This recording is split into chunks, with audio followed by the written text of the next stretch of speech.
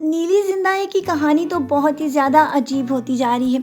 ایک ماں اپنے بیٹے کو اس کی بیوی سے چھیننے کے لیے کس حد تک جا سکتی ہے، یہ سب کچھ آپ اس ڈرامے میں دیکھ رہے ہیں کہ کس طرح وہ بابا کے لیے بہت ساری رقم کا بھی بندوبست کر کے صرف یہ چاہ رہی ہے کہ کسی طرح وہ اپنے بیٹے کو اس کی بیوی سے چھین لے اور وہ ہمیشہ کے لیے اسے چھوڑ کر اس کے پاس آ جائے، اور بابا اس کی بے وقوفی کا فائدہ اٹھا رہا ہے، اس لیے تو بار بار اس کو نیا آرڈر دے دیتا ہے اور رقم کا تقاضا کرتا چلا آ رہا ہے۔ رقم کا بندوبست کرتے کرتے وہ اس بات کو بھی بھلا بیٹھی ہے کہ وہ اپنی بیٹی کے جہیز کی رقم کو اس طرح بے دریغ اس بابا پر لٹا رہی ہے۔ اور جب سے امان کے والد کو یہ ساری باتوں کے بارے میں پتہ چلا ہے، انہوں نے بھی یہ فیصلہ کر لیا تھا کہ وہ سنبل کو جا کر ساری حقیقت سے آگاہ کر دیں گے کہ وہ اپنے گھر کو ٹوٹنے سے بچا لے، کیونکہ اس کی ساس جس نقشے قدم پر چل پڑی ہے اس کے بعد تو اس کی واپسی ناممکن ہے، کیونکہ وہ اپنی بہو اور بیٹے کی زندگی میں تباہی اور بربادی لانا چاہتی ہے تاکہ وہ اپنے بیٹے کو اس کی بیوی سے جدا کر کے اپنے پاس لے آئے۔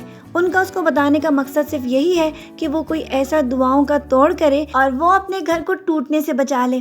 لیکن ابھی تک تو بیچاری سنبل کی سمجھ میں کچھ بھی نہیں آ رہا، جبکہ نیلی اپنی حرکتوں میں آگے ہی آگے بڑھتی چلی جا رہی ہے اور نئی کام والی کے سامنے کبھی وہ سنبل کا روپ دھار کر آ جاتی ہے اور کام والی کو پتہ بھی نہیں چلتا کہ آیا وہ نیلی ہے یا اس کی مالکن۔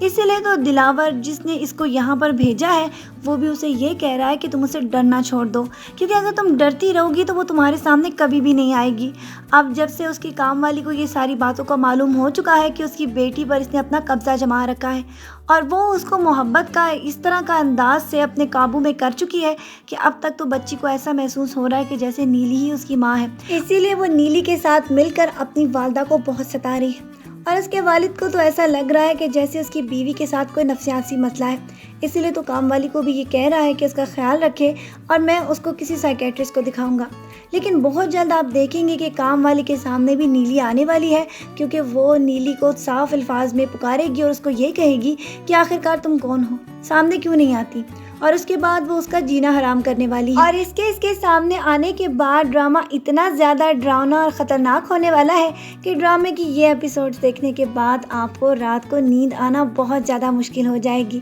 کیونکہ پھر تو اس کی حقیقت بھی سب کے سامنے آتی چلی جائے گی کہ یہ بہت سارے لوگوں کا مرڈر کر چکی ہے، اور اس گھر سے ان لوگوں کو بھگانے کا اس کا مقصد یہی ہے کہ وہ اپنے گھر پر سکون سے رہنا چاہتی ہے۔ لیکن اس کو بھی لوگوں کی مجبوریوں کے بارے میں سمجھنا چاہیے کہ آخرکار کوئی اس گھر پر آیا ہے تو وہ کتنی تکلیف میں ہے، کیونکہ سنبل کی ساس نے تو اس کا جینا حرام کر رکھا تھا، اور جب نیلی کو یہ پتہ چلتا چلا جائے گا کہ اس کی ساس اس کے اور اس کے میاں پر جادو کر رہی ہے تو پھر نیلی کی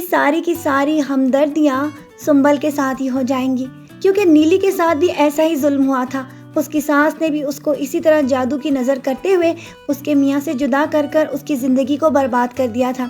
آج کے ایپیسوڈ کے لیے ہم اتنا ہی پرومو آپ کو بتائیں گے، پھر ملیں گے، اپنا ڈھیر سارا خیال رکھیے گا بہت ساری دعاؤں کے ساتھ۔ اللہ حافظ۔